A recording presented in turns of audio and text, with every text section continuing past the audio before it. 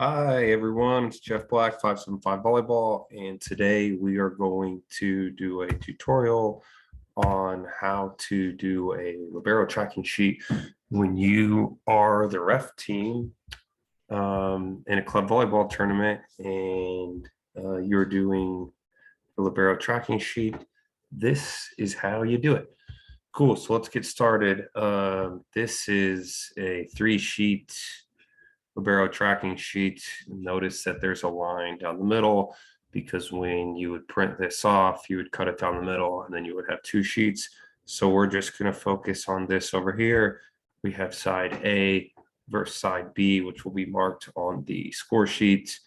So this would be the first set. This would be the second set. And then if there was a third deciding set, this would be the third set. Notice it looks a little different because in a third set, you would switch sides when the score gets to 8 points. But right now, because of COVID, teams are not switching sides. So we actually won't worry about this column. We would just write both team A and team B in these 2 columns. All right, so we'll get started. This is just your standard lineup. Okay, with the first spot through the 6th spot. So we would have numbers in here for the players. Okay. So we're just gonna put some numbers in here.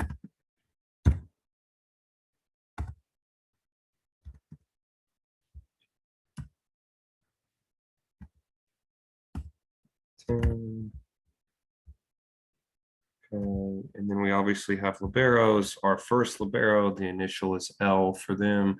And the second libero, the initial is R for them. So we'll say that our liberos are number 1 and number 15.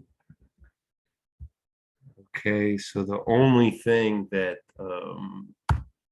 the libero tracker is going to do essentially is look at the who the libero goes in for, and then they will also still track the substitutions.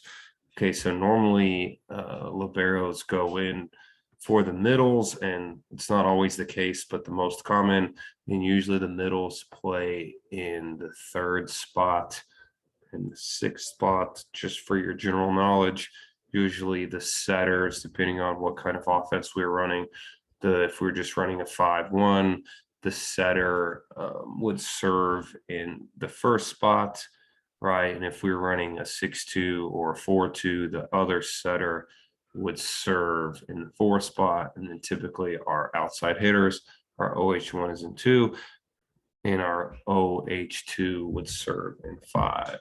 Okay, so we'll just do this side. We won't worry about the other side because we would do it the exact same way. So if you understand how to do one side, you understand how to do the other side. Okay, so we're going to say that the liberos here are going to be playing number 1 will be playing for number 3, and number 15 will be playing for number 10. Okay, so the start of the game, depending on what rotation they're in, probably number 3 is going to be front row.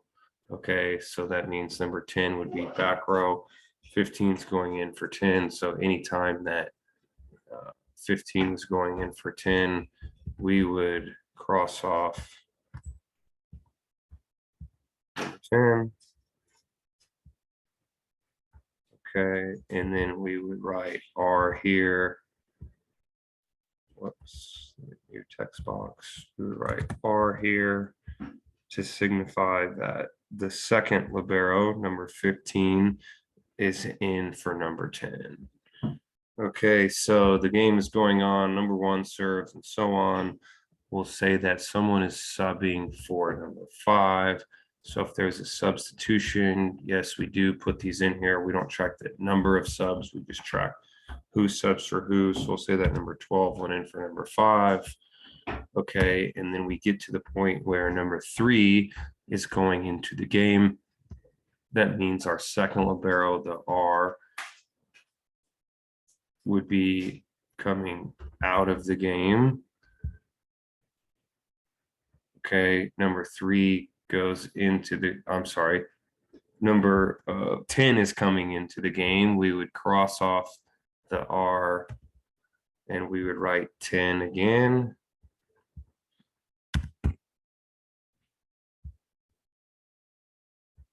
Okay, and number 3 went back to serve. After she serves, if she's serving, then number 1, the L is going in for her. So we're going to go back to this box and we're going to write L. So notice only one libero can be in at a time. So we can never have our L and our R in the game at the exact same time. Okay. And that is the main thing that we're going to track as the libero tracker is essentially the 2 liberos and who they're going in for. Sometimes they might switch because they can go in for either. So let's just say that number 1 wasn't doing well. And so the coach decided that they wanted to talk to number 1 for a minute and put number 15 in. Do that, and then the R would be in instead. Okay, and then once number 10 was going back row and number 3 was going back into the game, then we would cross off our R. We would write 3 is back in the game. And then 10 would serve, or maybe the libero serving for 10. And once 10 was done serving, just say number 1, the L, the first libero is going to get another chance. Then the L is back in the game.